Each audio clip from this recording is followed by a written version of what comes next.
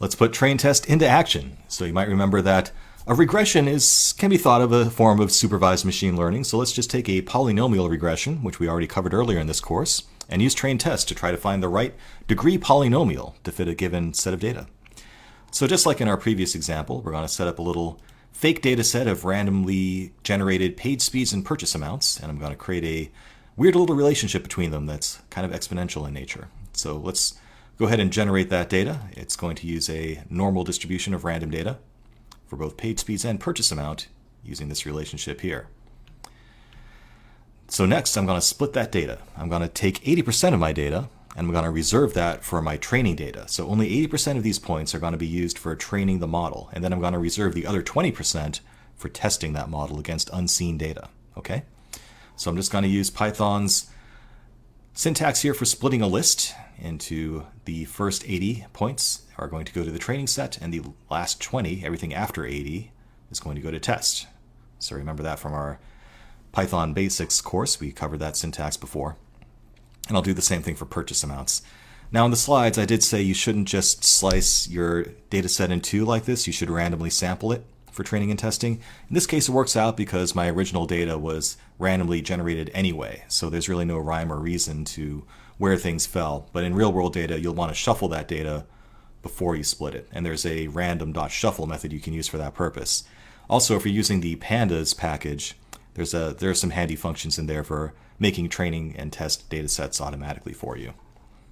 But we're just going to do it using a Python list here, just to keep it simple. So let's visualize our training data set that we ended up with. So we'll do a scatter plot of our training page speeds and purchase amounts, and it looks like that. Basically 80 points selected at random from the original complete data set. Has basically the same shape, so that's a good thing. It's representative of our data. That's important. And our remaining 20 for testing also, has the same general shape as our original data, so I think that's a representative test set too. A little bit smaller than you would like to see in the real world for sure. You'd probably get a little bit of a better result if you had, 1,000 points instead of 100, for example, to choose from, and reserved, 200 instead of 20. So now I'm going to try to fit an 8th degree polynomial to this data, and I'm just going to pick the number 8 at random because I know it's a really high order and it's probably overfitting. So let's go ahead and fit our 8th degree polynomial using np.poly1d, np-polyfit, using x, y, and 8, where x is an array of the training data only, and y is an array of the training data only. So we are fitting our model using only those 80 points that we reserved for training. And now we have this p4 function that results that we can use to predict new values. So let's go ahead and plot the polynomial this came up with against the training data.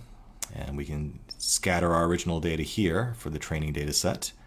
And then we can plot our predicted values against them. So you can see here, it looks like a pretty good fit, but clearly it's doing some overfitting here. What's this craziness out here? I mean, I'm pretty sure our real data, if we had it out here, wouldn't be crazy high, as this function would implicate. So this is a great example of overfitting your data. It fits the data you gave it very well, but it would do a terrible job of predicting new values beyond this point, right?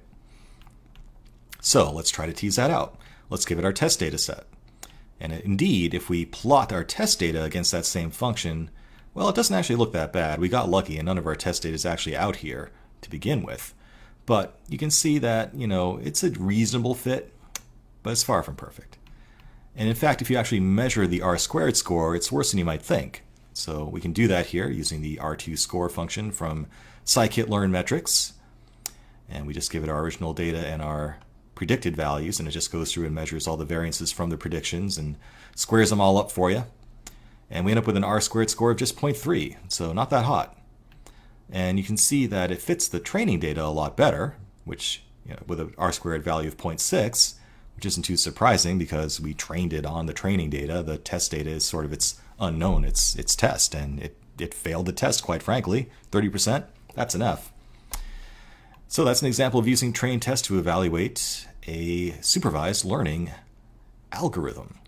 And like I said before, Pandas has some means of making this even easier. We'll look at that a little bit later, and we'll also look at more examples of TrainTest, including k-fold cross-validation later in the course as well. And you can probably guess what your homework is. So we know that an 8th order polynomial isn't very useful. Can you do better?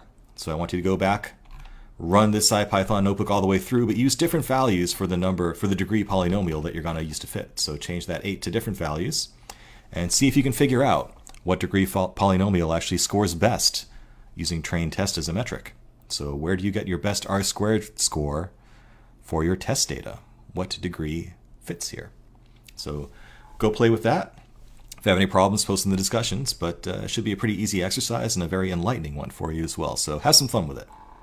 So that's TrainTest in action. Very important technique to have, and you're going to use it over and over and over again to make sure that your results are a good fit for the model that you have and are a good predictor of unseen values. So great way to prevent overfitting when you're doing your modeling.